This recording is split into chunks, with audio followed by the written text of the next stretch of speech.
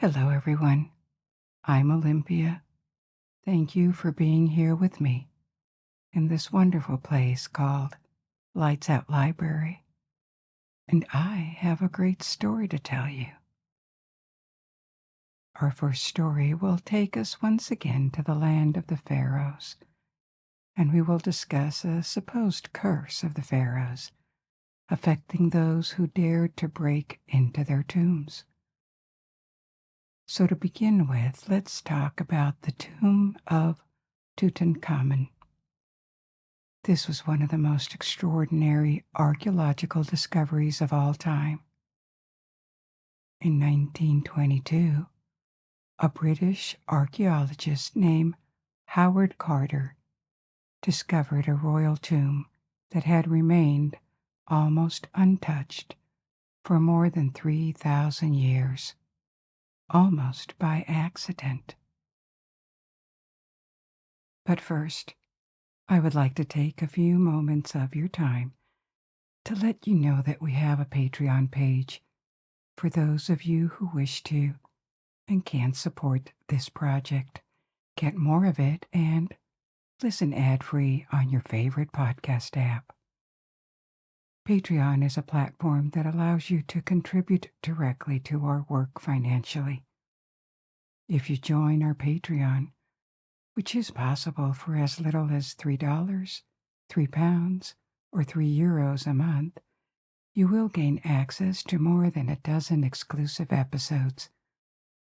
We add new ones every month. And you can listen and download all the episodes with and without background sounds. You also get advance releases on Fridays instead of Sundays, surveys, and obviously this is the best way to let us know your feedback, requests, and wishes about Lights Out Library. And because we believe in keeping things simple and fair, while our starter plan begins at $3 monthly, here is the wonderful part. Everyone who joins our community gets access to absolutely everything we offer, regardless of what they're able to chip in. Whether you can contribute a little more or stick to the basic amount, you'll enjoy the same perks, because the world is a better place when the sun shines for everyone. You will find a link to our Patreon in the episode's description. But before we begin, let's take a moment to prepare for our journey ahead. If you'd like, gently close your eyes and let your daily concerns drift away. Find a position that feels natural and cozy. Perhaps make small adjustments until you're perfectly comfortable. Now, draw in a deep, nourishing breath, and as you release it slowly, notice how your body responds. Feel the warmth flowing from your shoulders down through your neck, melting away any tension. Let your facial muscles become soft, your jaw loose, your fingers naturally open, and your legs completely at ease. As you settle into this peaceful state, my voice will be your gentle companion as we begin our exploration together. You know that in the period of Egyptian history called the New Kingdom, which was between the 16th and 11th centuries BC, the capital of Egypt had moved south to the city of Thebes. Thebes is a Greek name. The Egyptians called this city Waset or Weset. The New Kingdom is considered a separate period in history because it began with the reconquest of all Egypt by the kings of the south, of Upper Egypt, who ruled from Thebes. Before they retook their country, Egypt had been for several generations under the rule of a foreign people that had come from the east from the Middle East called the Hyksos. These Hyksos had progressively invaded Egypt, starting with the delta of the Nile, at a time when the kingdom was weakened. They had overthrown the Egyptian dynasty to replace it with a new one of foreigners. The power of the Hyksos pharaohs was strong in the north, but in the south, in Upper Egypt, they only controlled the country through the allegiance of Egyptian nobles, who paid tribute, taxes, but also sometimes revolted. In the 16th century BC, a rebellion led by the rulers of Waset arose in the south. In a few years, they expelled the Hyksos from Egypt and put back a new Egyptian-born dynasty on the throne, the 18th dynasty. Many of the most famous pharaohs are from this 18th dynasty. They left extraordinary monuments, especially in their capital, which is still a city nowadays, Luxor. During this period, Egypt shined more than ever. It was more prosperous. It was strong militarily. And it expanded to the south, to Nubia, and to the east.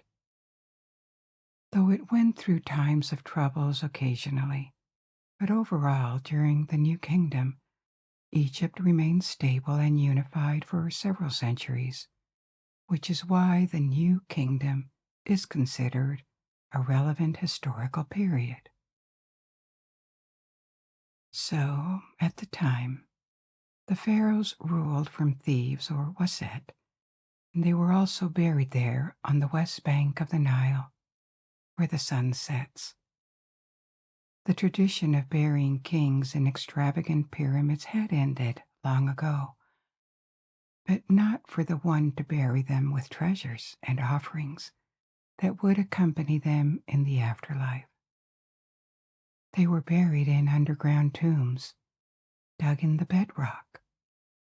There was a high concentration of these tombs in the Valley of the Kings for pharaoh tombs, and the Valley of the Queens for their spouses.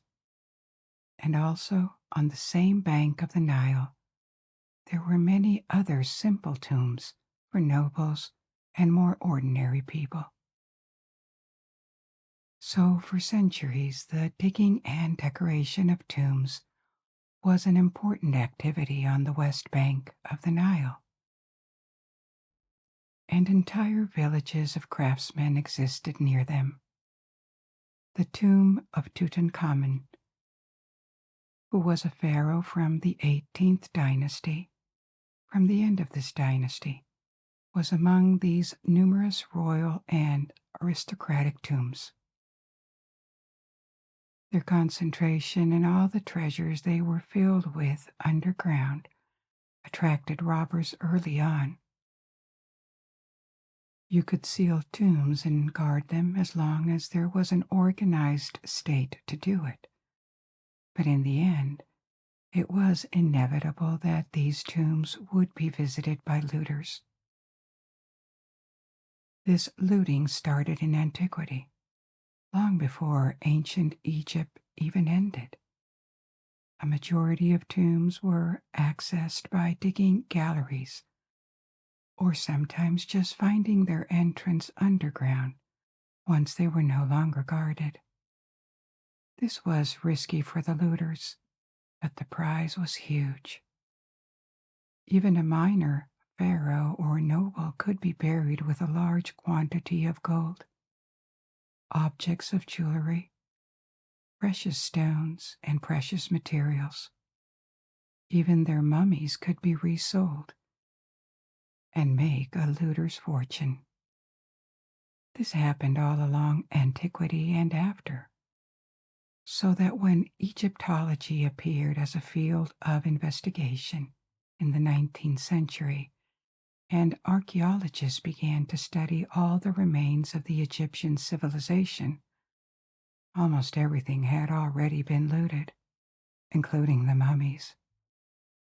They had some commercial value in the Middle Ages, and more importantly, precious amulets and charms were placed near the bodies, wrapped in linen to symbolically protect the dead in the afterlife. But there were a few exceptions, rare cases when the tombs had been forgotten before looters broke in. And Tutankhamun's tomb is one such case. Almost one, actually, because his tomb was visited in Antiquity at an unknown date and things were stolen. But the sarcophagus containing the mummy and plenty of artifacts were left untouched.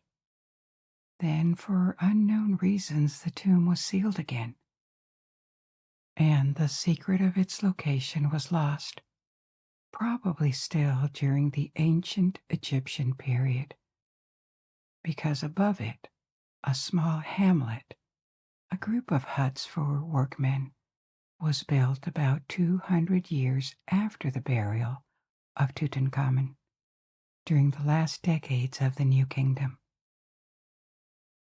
This probably protected the tomb from antique looters, because who could have imagined that the tomb of a king was hidden under humble huts? And for the same reason, the discovery of the tomb in the 20th century was accidental. The team, led by Howard Carter, was excavating the site of these huts, looking for remains that were expected to be humble, of workers of the late kingdom. But instead, one day, a young Egyptian boy who helped with the clearance of the site stumbled on a stone, which turned out to be the top of a flight of steps cut into the bedrock. What could this be? Carter had the steps partially dug out, and his team reached the top of a doorway. There was at least one chamber underground, maybe more. And due to the location under the ruins of huts that were more than 3,000 years old, it was likely that this mysterious structure underground had not been accessed for a very long time. So Carter immediately understood this was a major discovery, even though he had no idea yet how incredible it would turn out to be. He alerted others to his find, and slowly, cautiously, the stairway was cleared. This revealed seals bearing the name of Tutankhamun, a pharaoh of the 18th dynasty. At the time known mainly by experts because he was a minor figure who had died young and ruled for a very short time, only a few years, but still a pharaoh. This excavation led to a downward corridor that had been blocked with packed stone chippings, a usual way of sealing tombs once the deceased had been placed in them. Unfortunately, the tunnel had been excavated through this blocking and then refilled. At this point, it appeared that the tomb had probably been desecrated in antiquity, which was a bit discouraging. At the end of the tunnel, there was a second door that also had been breached and resealed. It was to be expected that what was beyond this door had been altered, maybe entirely emptied, but still, the tomb of a king would always reveal valuable information. A hole was made in this second door, and through it, hot air escaped from the chamber on the other side, air that no one had breathed in 3,000 years. Carter placed a candle near the hole and could look at what was on the other side. From the dark emerged statues, strange animals, objects, and everywhere the glint of gold. Despite attempts to access it, the chamber beyond the door was still full of wonders. Given the scope of this discovery, which was now confirmed, Carter sought help to explore the tomb, which had to be done methodically and cautiously. It was fortunate that this tomb had not been found earlier, because in the 19th century, Egyptologists would probably have entered quickly and taken notes of everything, but without much care for all the information that the layout, the placement of artifacts, or even their state of conservation could reveal. In the 1920s, archaeology had already become much more analytical and was taken more seriously. There would be photographs of everything before it was even touched. Every object would be removed very slowly and carefully, and all the time necessary would be taken instead of rushing like a treasure hunter to the sarcophagus and opening it to see what was inside. The last objects were removed from this tomb in 1930, 8 years after its discovery. The mummy of Tutankhamun was revealed only in 1925, 3 years after the entrance of the tomb was found.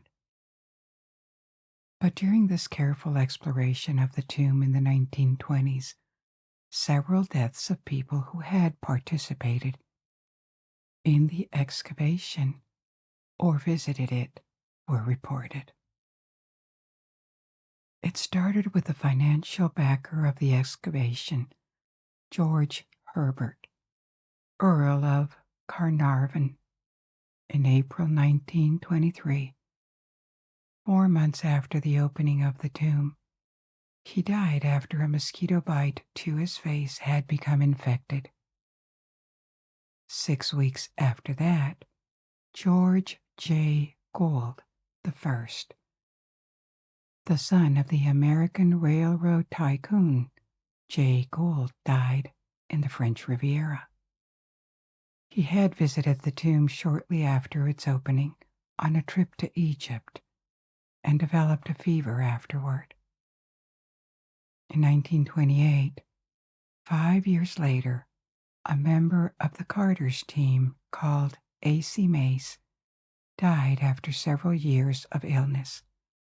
He had developed pneumonia in his final years, and in 1929, Carter's secretary, Richard Bethel, died in London at a club in Mayfair, the victim of suspected smothering.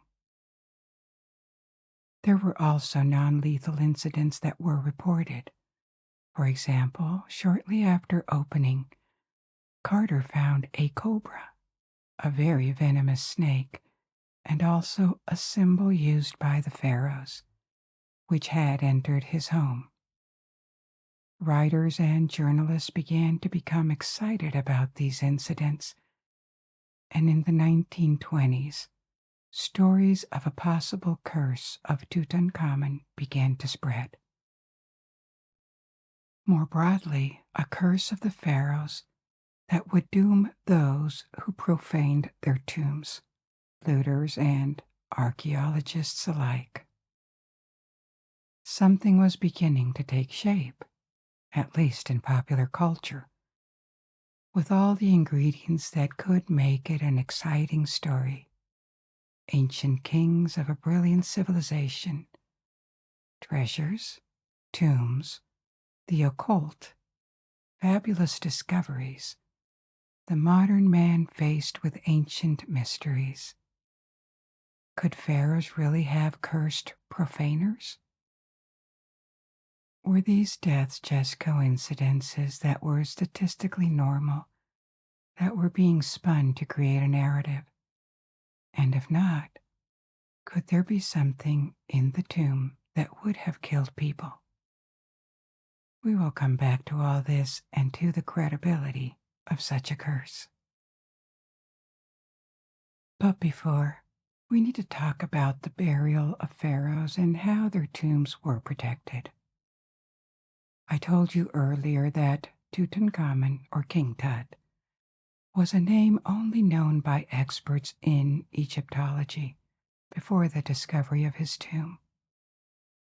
This is because he died aged 18 or 19 and did not do anything memorable during his reign, except restore the ancient Egyptian religion under the influence of the clergy of Egyptian gods. His likely father was Pharaoh Amenhotep IV, also known as Akhenaten. Akhenaten was a strange figure in the long line of pharaohs.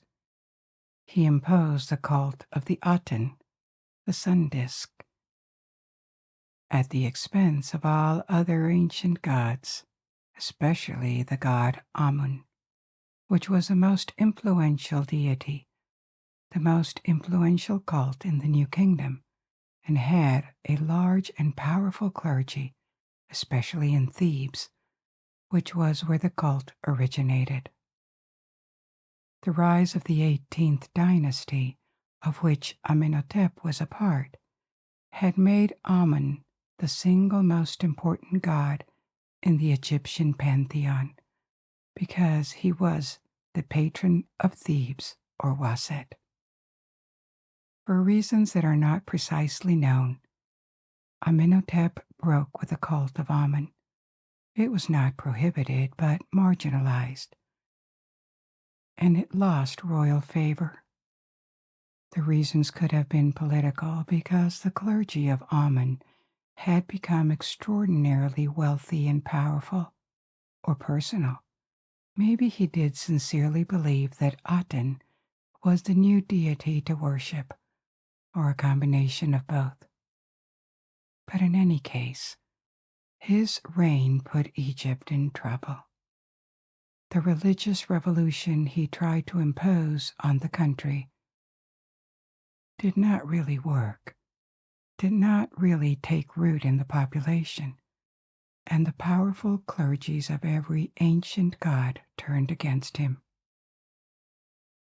At the same time, there were internal tensions. Whereas Egypt was threatened on its frontiers, he also built a new capital from scratch, a site called Amarna, and he changed his name to Akhenaten, which we will talk about more in detail when we finish this story. When he died, probably to many Egyptian satisfaction or relief, it was a period of uncertainty for a couple of years. But then Amarna was abandoned and the old religion restored. The first successor to the throne, who stayed on it for more than a few months, was Tutankhamun. As I said, probably a son of Akhenaten. But he ascended at the age of 8 or 9, still a child, and probably with the support of a party that wanted to restore traditions, including the priests of Amun. The capital was moved back to Waset, to Thebes, and the name of Akhenaten and his heresy were erased from many documents and monuments. This is why Tutankhamun was always perceived as a weak, minor figure. He reigned as a teenager, at a time when real power was probably in other people's hands. Starting with his great vizier. The vizier was a kind of prime minister, a man called I. I could have been his granduncle or grandfather-in-law. We don't exactly know. What we know is that when Tutankhamun died, childless, I became pharaoh. So this reign was only 9 years long and unremarkable, which is why Tutankhamun was essentially a name on a list of kings, known mainly by experts for the period of restoration of the old order that happened during his life, probably out of his control. But the fact that he died young and probably unexpectedly explains a lot about his tomb. However fabulous the treasures buried with him, we'll talk about that in a minute, they were probably relatively modest in comparison with what more powerful and long-lived pharaohs took with them in the afterlife.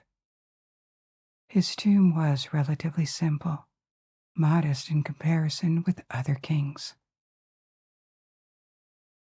We left the excavation of the tomb just when Carter looked through a door and saw that the room on the other side contained many objects.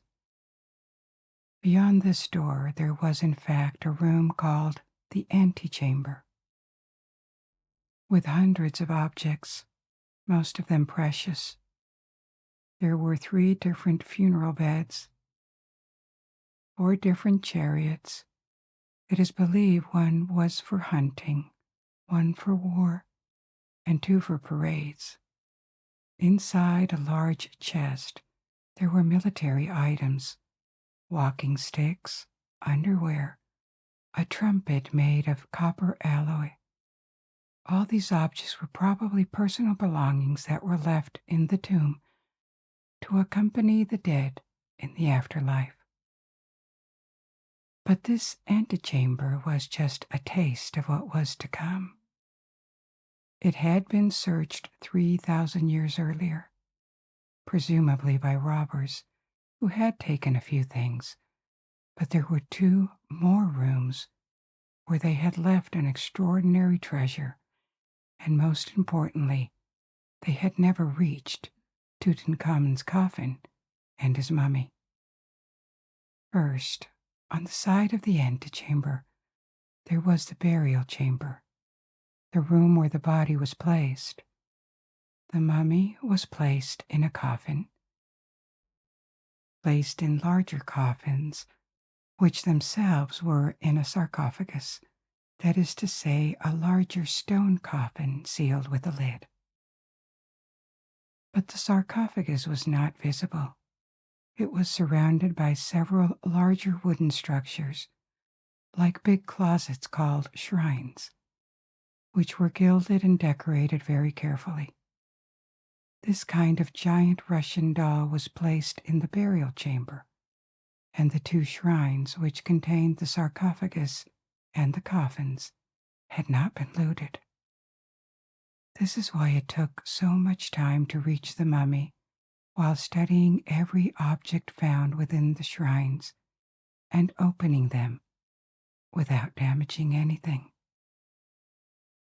All these elements are now at the Egyptian Museum in Cairo, and we owe the possibility to see them to the care with which the tomb was studied. The larger shrine, the outer one, occupied almost the entire room, which was rectangular, leaving only 1 foot on the sides and 2 feet at either end. This didn't leave much space for other things, and the burial chamber only contained a few containers for scents, lamps, and several paddles that symbolically would serve on the solar boat on which the king would travel to the land of the eternal life. This room was still richly decorated with frescoes on the walls. It was the only decorated room of the tomb. And on the side, there was yet another room called the treasury, containing the treasure. Over 5,000 objects, including many gilded statuettes of the king and deities, model boats, 2 additional chariots. This sounds like a lot, especially adding to this all the jewels and the impressive mask that covered the mummy inside the last coffin. But it was probably almost a low-cost burial for a pharaoh. First, because the tomb itself, only one room, the burial chamber, was decorated, and generally all of them were.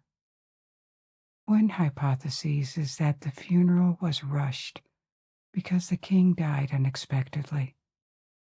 Typically, people, especially kings, anticipated the digging and decoration of their tombs early so that everything would be ready in time. It seems that in the case of Tutankhamun, the tomb was rushed. Its structure, its layout is not identical to royal tombs of the same period, so it is supposed that it was prepared for someone else, a noble maybe, and repurposed. Tutankhamun was also not a particularly prestigious ruler. He won no battle, nor did any reform that we know of, and he was also physically disabled.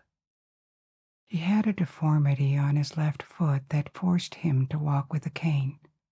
He had scoliosis. And the study of his mummy revealed that he had contracted several strains of malaria during his life. So to the people at the court and the powerful nobles of Egypt, he was most probably perceived as a weak king who would die without an heir. He was still buried as a pharaoh, and this included a lengthy process to prepare the mummy. The fastidious tomb, several weeks of national mourning, but there is no reason to think any extra effort was made.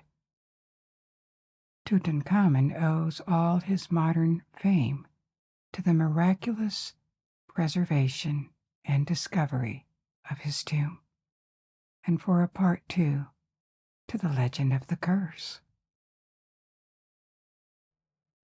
So let's go back to the curse of the Pharaohs story.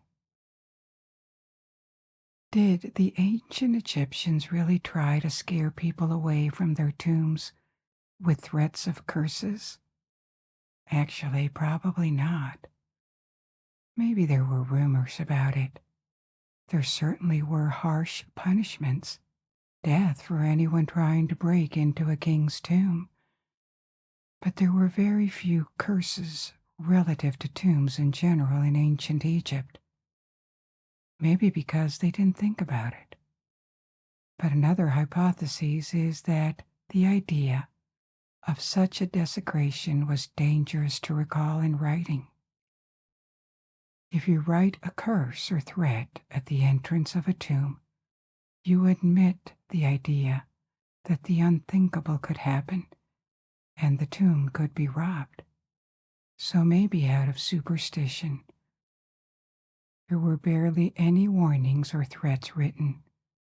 Even though they may have existed orally, the rare occurrences of curses that have been found were not in royal tombs, but rather in smaller private tombs for nobles of the Old Kingdom, which is to say, 1,000 years before the time of King Tutankhamun. But when there were inscriptions like these, it seems they were more directed at the priests, who were supposed to take care of the tomb rather than looters. If the priests did not keep the tomb pure, there would be consequences, but actual robbers were not mentioned or addressed. Still, they knew very well that looting was a thing, and they addressed the concern by hiding the tomb underground and making it hard to access. It was generally not enough to stop robbers, especially in periods when Egypt was in trouble and order was not well maintained. But overall, there is barely any evidence in archaeology that supports the concept, the idea, of a curse of the pharaohs. Actually, This idea appeared with the development of Egyptology in the 19th century. Maybe because the discovery of ancient Egypt was fascinating on many levels. Probably also because even though they justified it, archaeologists were aware that they were desecrating tombs and often exposing corpses of dead people in museums or even in private events. There were a lot of these in the 19th century, organized to open the coffin in public because of the people's interest. The coffin containing a mummy was brought, more or less legally, to London or Paris, and the organizers of the excavation who had brought it turned the opening into a social event with a scientific or historical twist. It was generally unsaid, but there was always something vaguely obscene about exposing the remains of real people to the public's curiosity and emptying tombs for treasures that had been left as part of a funerary ritual. And so, between the fascination for ancient Egypt, the guilt, and the taste for the occult that was on the rise in the 19th century, there was good ground for a legend of curses around the mummies to appear. The first tales, novels, or short stories of mummies coming back to life appeared almost 200 years ago. A mummy fiction became a thing, along the 19th century, especially in British Gothic literature. Together with other fantastic creatures born from ancient magic or science, werewolves, vampires, the creature of Frankenstein, mummies were a subgenre that had less success than vampires, but to the educated public in Europe and America, they became part of fantastic literature. People knew what it was about, and the idea of a curse hitting the desecrators of a tomb became easily recognizable. Without it, there could not have been a story around the tomb of Tutankhamun. When the tomb was discovered, there was a new spike in interest for ancient Egypt. Maybe the fact that it happened in the 1920s was also very important to the British, French, or German public.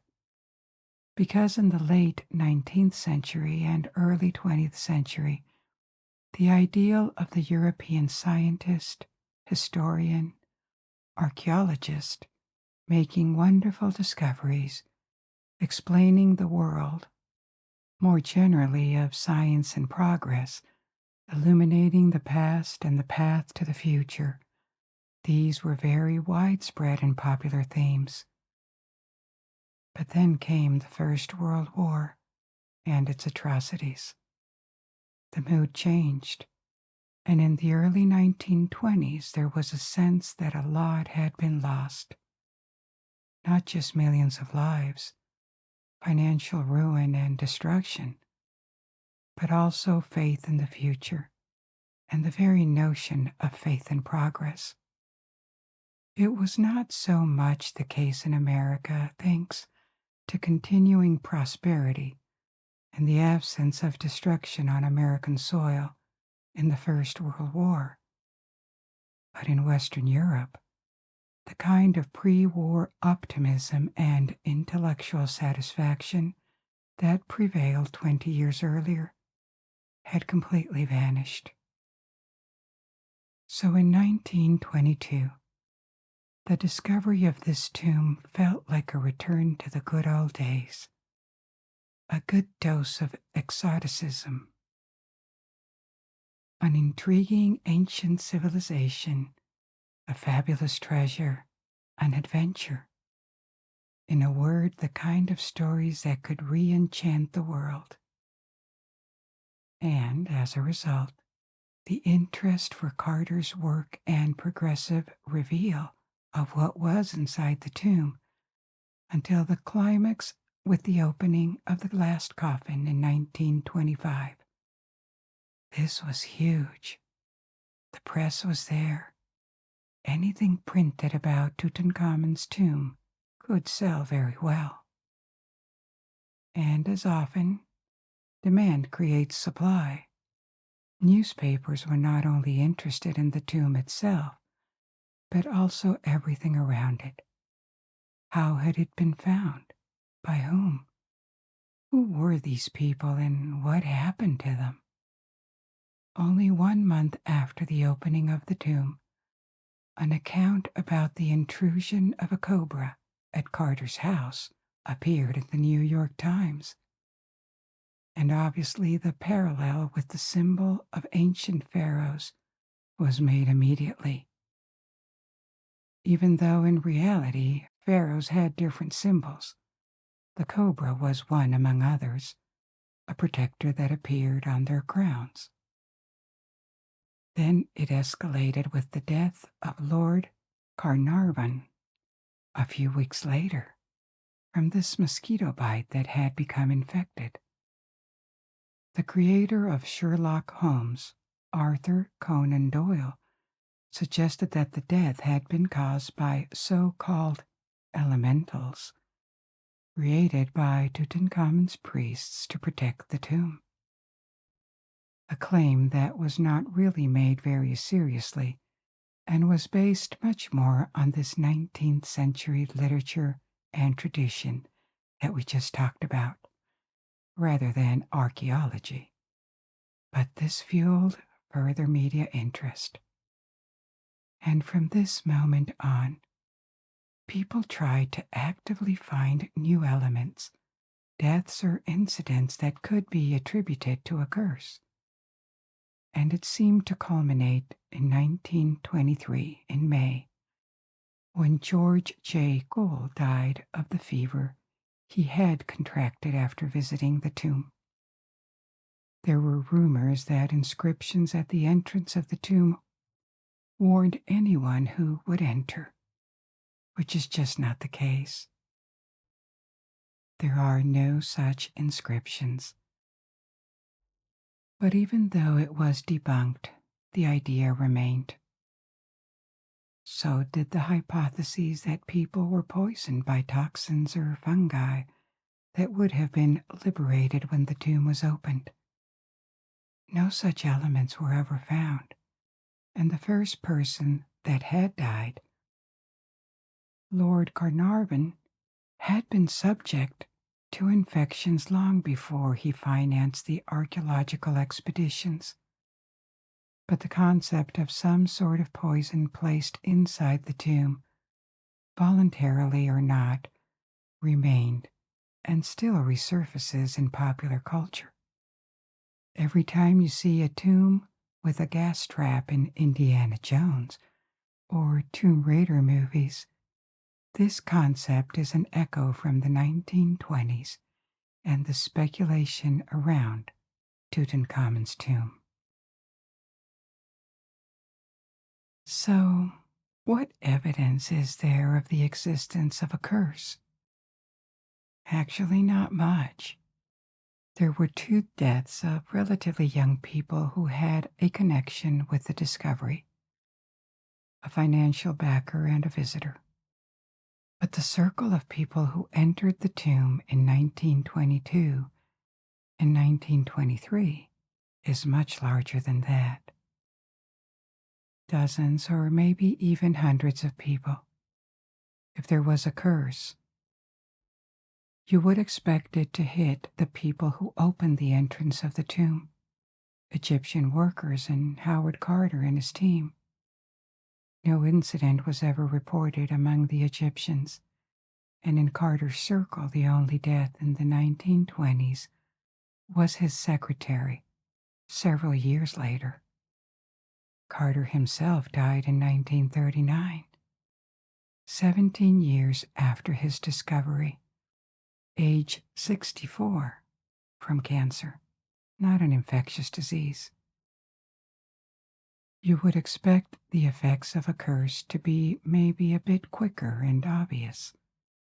Moreover, Carter became a star of archaeology. He benefited a lot from this discovery and probably had a destiny he could not even have dreamed of prior to it. But more generally, it appears that the concept of the curse of the pharaohs is more a literary and cultural idea than anything rooted in actual evidence.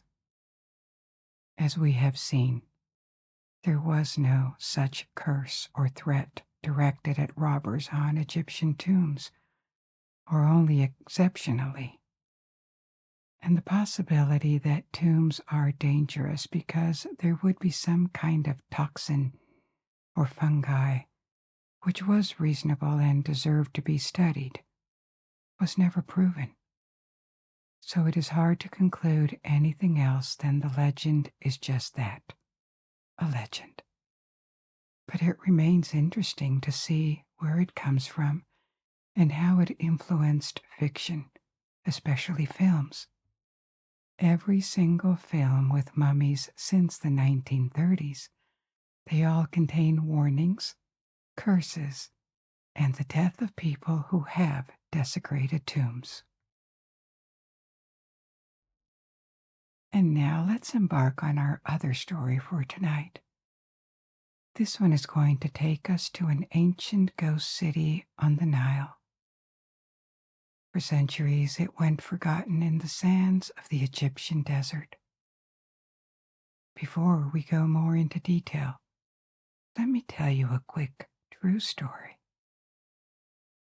Once upon a time, in ancient Egypt, during the New Kingdom, when Egypt was wealthier, more refined, and more powerful than ever, a new pharaoh ascended to the throne under the name of Amenhotep IV.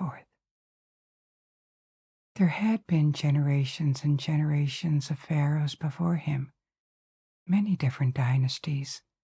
He was from the 18th dynasty, and all of them had been the guardians of Egypt and its traditions and religion for so many centuries that it now seemed this order existed since the origins of time and was as old as the world and the gods themselves.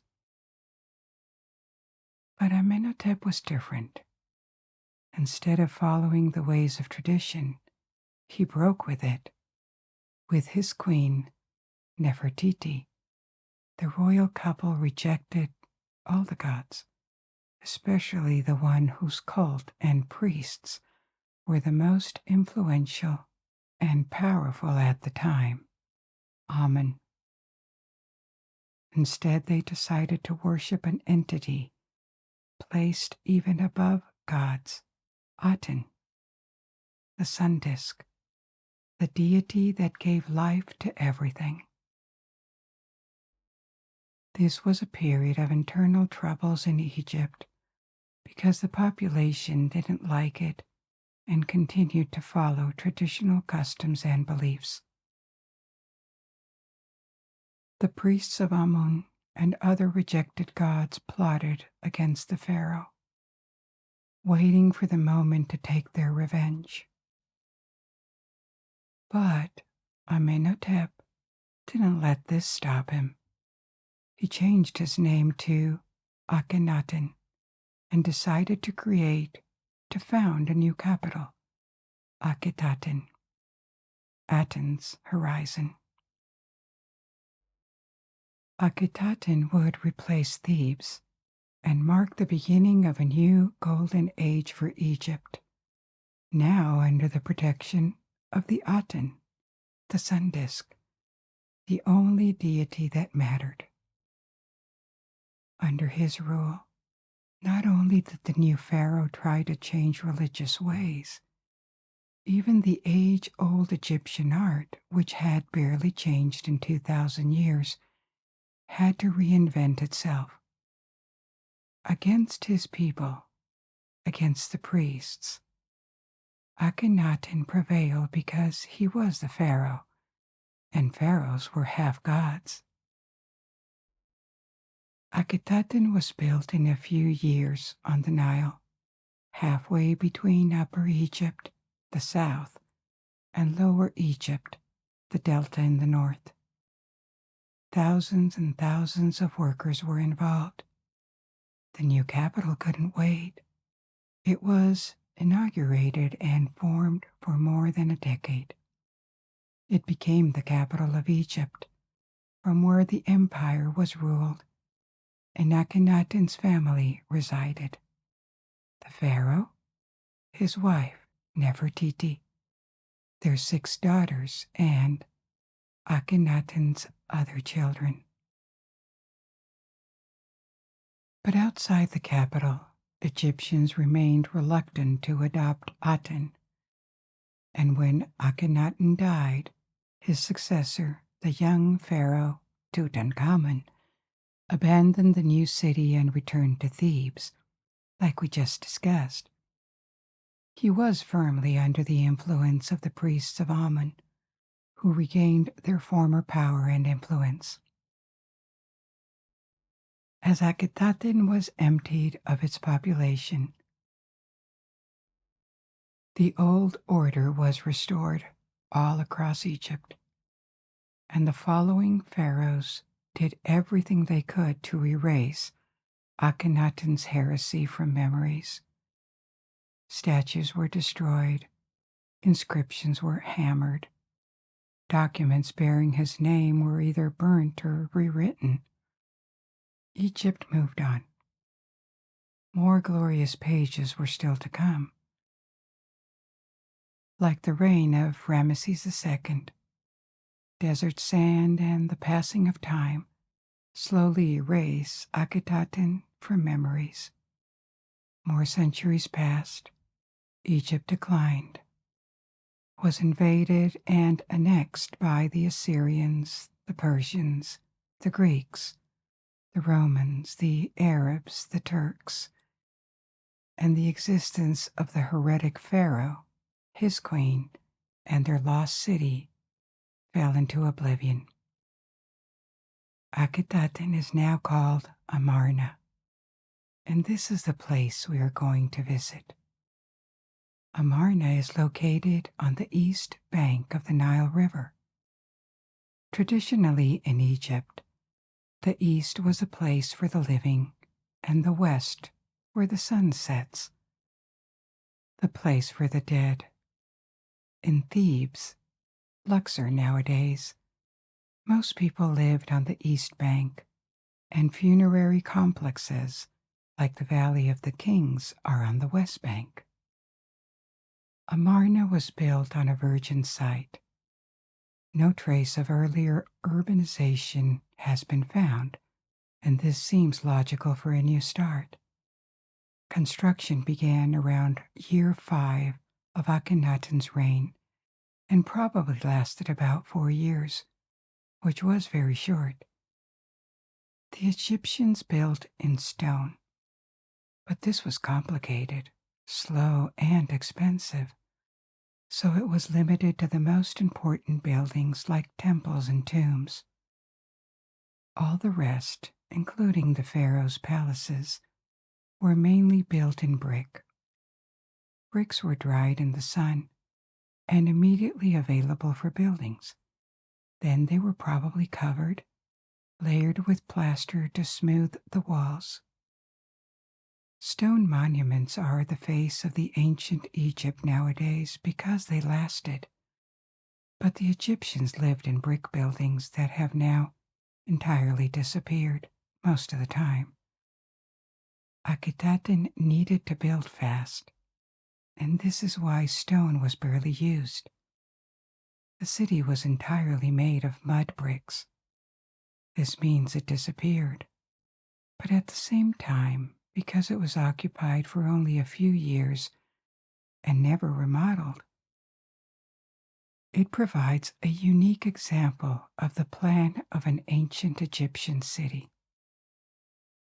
The city spread for 8 miles, that is 13 kilometers, along the Nile, and it was encircled with 14 stelas, which is to say stone slabs, with inscriptions that detailed its founding by Akhenaten. These stelas have been eroded, but they provided precious information about the city when they started to be studied. Much of the city was laid out along a royal road, a central avenue from north to south, and the royal residences were located to the north. In the middle, there was a religious and administrative area, and to the south, a residential district. At the center, there was a great temple dedicated to the Aten, and a smaller one. Between these, there was another royal residence, used for ceremonies apparently, that was connected to the temples by a bridge or a ramp. Behind this royal residence was an administrative complex, and in this part of the ruins, archaeologists found archive tablets known as the Amarna letters. They are diplomatic correspondence, and they provided a lot of information about the situation of Egypt, especially in relation to its dependencies in the Levant. In the 14th century BC, to the south in the residential area, lived powerful nobles who built estates there, and the studio of a sculptor called Thutmose was discovered, untouched, and revealed a lot about the art of the period. A famous bust of Nefertiti, which has become one of the most famous Egyptian antiquities in the world, was found there in 1912. It is in Berlin nowadays. Since the bust was discovered, Nefertiti has become famous as a model of beauty. It is true that this bust from the 14th century BC looks incredibly realistic, as if it was a classical Greek sculpture with exactly the kind of facial features that the Greeks, and to a large part Western societies nowadays, associate with feminine beauty: symmetry, thin features, and a long and gracious neck. There are conflicting theories about the origins of Nefertiti. There is no doubt that she was born into an aristocratic family, but she could have been related to Akhenaten, a cousin, or even his sister. It was common for pharaohs to marry their sisters. Incest was prohibited in Egypt, but not for pharaohs. They were the one exception because it was believed that royal blood shouldn't be diluted. But she also could have been a foreigner, maybe an Anatolian princess, married to young Amenhotep for diplomatic reasons. What we know is that she had at least 6 children with Akhenaten, 6 daughters, and she was elevated to a higher status than probably any queen before her. She appeared almost as a co-regent. She was called the Mistress of Upper and Lower Egypt on stelas, and some Egyptologists even believed that she may have become a female pharaoh for a short time, or during her regency, during the transition between Akhenaten and Tutankhamun. Her beauty was praised everywhere, but this was really common in ancient Egypt. Text and statues were not meant to be realistic. They served to celebrate their subjects. However, this was less true during the parentheses, that is, the reign of Akhenaten, because for 1 or 2 decades, Egyptian art, painting, sculpture changed dramatically, at least the representation of the royal family. The style evolved towards a highly realistic or even unflattering way of depicting people. The pharaoh is shown to be almost feminine, with a curvy body, a prominent stomach, and a very long face. Maybe this is what he looked like, and there have been theories that he could have been affected by a disease or a genetic condition. But these pictures of Akhenaten are in stark contrast with traditional representation of pharaohs.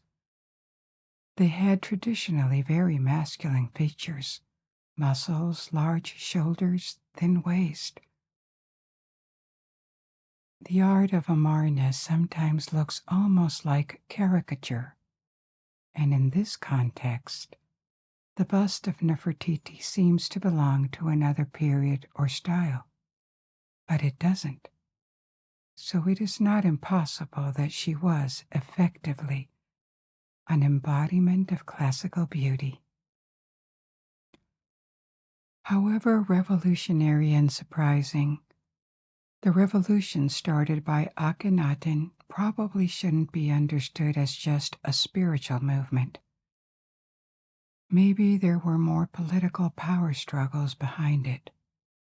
First, because if he managed to impose an entirely new god on Egypt, it is probably because he was supported by the army. The Egyptian army under the 18th dynasty was a considerable power. At the time, Egypt was at the top of its prosperity. There were no internal threats, and the frontiers had been pushed away in every direction, especially to the east in the Levant and to the south in Nubia. Egypt still had enemies, but they were far away, and the kingdom could maintain a numerous and powerful military. Sometimes dynasties were even created or continued by generals who grabbed the throne. Along Egyptian history, it happened many times. Don't believe it remained hereditary for so long. So having support from the army was crucial for pharaohs, and especially support against another major political force, the priests. In particular, at the time, the priests of Amun. Temples in ancient Egypt were very powerful institutions. They were economic centers. They owned a large part of the land, and their high priests could be extremely influential, to the point of threatening the pharaohs themselves. And during the New Kingdom, the one cult that gained prominence was the cult of Amun, by far the most worshipped and wealthiest god of them all. Amun was a minor deity during the Old and Middle Kingdoms. The priests of Ra, or Osiris, were probably much more influential, and Amun was a local deity based in Thebes and its surroundings. But in the New Kingdom, the capital moved to Thebes, and the wealth and influence of the priests of Amun became major over the generations. Amun almost absorbed other gods, and of course Egypt remained polytheist. But in Upper Egypt, religion became close to an equivalent of worshipping Amun. So maybe the choice to break with Thebes and to create a new religious order was also a power move, a power grab or a reaction against the rampant transformation of Egypt into a theocracy ruled by the priests of Amun. The new religion imposed by Akhenaten was not really monotheism, which is the fact of proclaiming that a single god exists and other cults are irrelevant. It was more what experts called monolatry, the fact of worshipping a single god, Even though others may exist, their existence was not denied. But it didn't matter that much to Akhenaten. Even in Akhetaten, other deities were revered. In fact, if not officially, then by at least some of the people who lived in the city. But despite the creation of this new capital and all the powers that pharaohs had, the cult of the Aten never really replaced old gods, and when the pharaoh died, traditions immediately came back in force. 2,000 years couldn't be erased in 15. Maybe there was a regency, maybe by Nefertiti. It's hard to know because many records of the time have been destroyed to erase the memory of Akhenaten. But in a few years, the capital had moved back to Thebes. The priests had recovered their wealth and influence, and the city of Akhetaten was abandoned. Maybe it was partly destroyed to make it disappear quicker, but as it was made of brick and occupied for such a short time, it's hard to know. The site didn't fall completely into oblivion. There are also traces of occupation nearby, 15 centuries later, during the Roman and early Christian periods. But bit by bit, the ruins became invisible from the Nile. Sand covered everything, and the memory of the city was lost.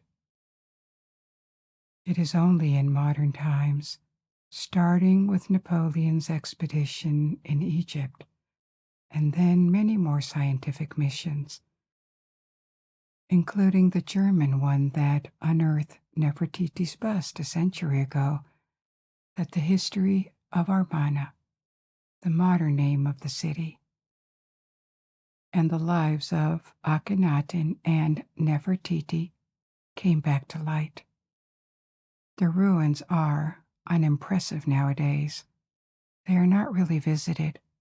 Only archaeological missions keep working on the site in the hope of better understanding this very particular, unique moment in the history of ancient Egypt.